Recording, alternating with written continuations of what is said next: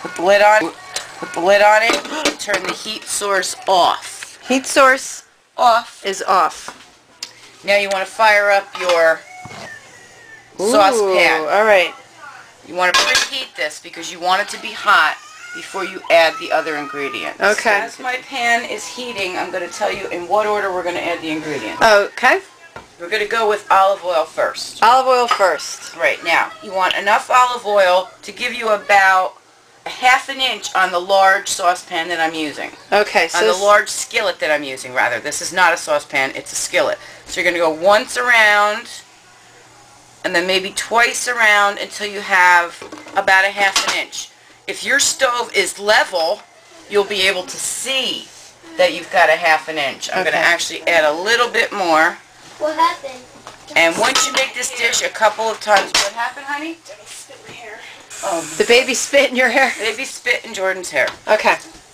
So you got a lot of olive oil there. Well, that's actually not a lot of olive oil for the amount of rice that we have. You're going to see that in the finished dish. Okay. Basically, after you make this dish a couple of times, you'll be able to eyeball how much you need because I rarely measure.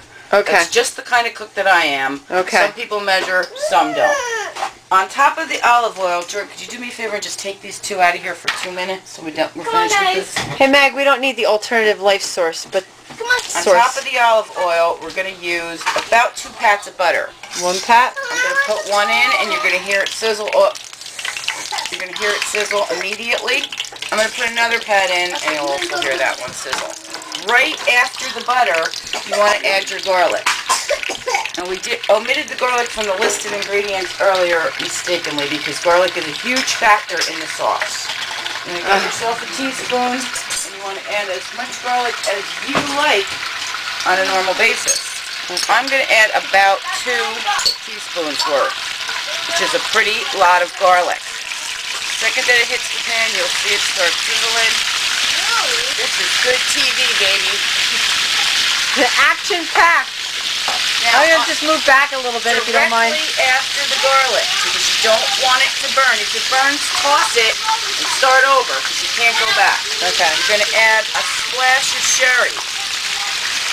Okay. Alright, so you're going to get back in there, turn your heat down slightly, and stir it up.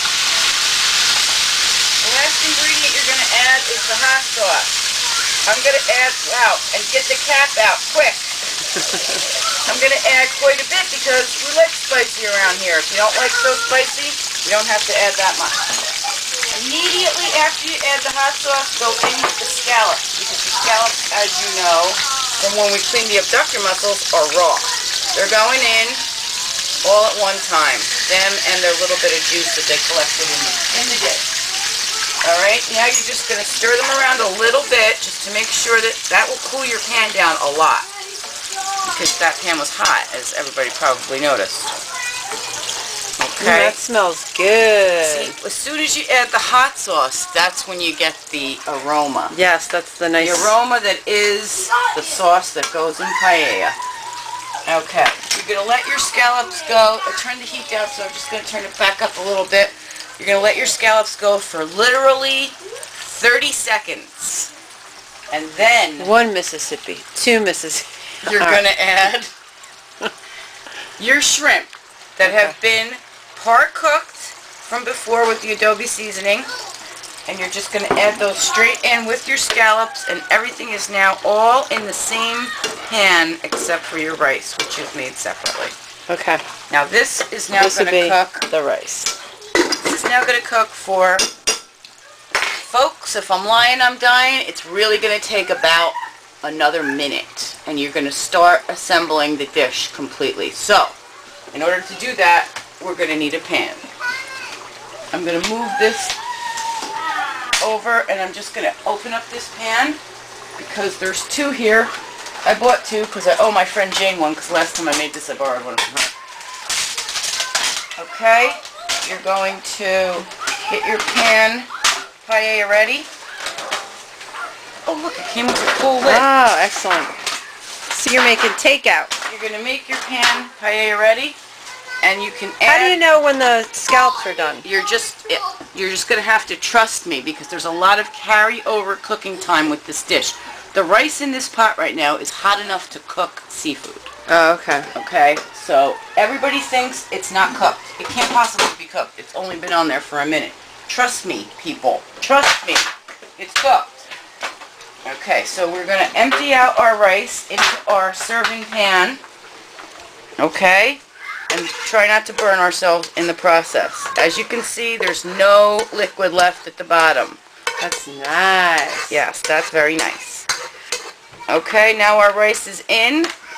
All in one foul swoop. Foul swoop? One foul swoop. Okay. We're going to add the seafood and the sauce all at one time right in to the paella. We are then going to come in Oh, that smells good. we are going to come in with our spoon and distribute the... I started recording. Put that wine down.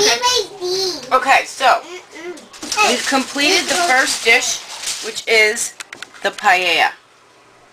Very pretty. It is still carryover cooking, so your seafood will be perfect. It's not going to be overcooked. It's going to be perfect. I see how nice and late and flaky these scallops They are,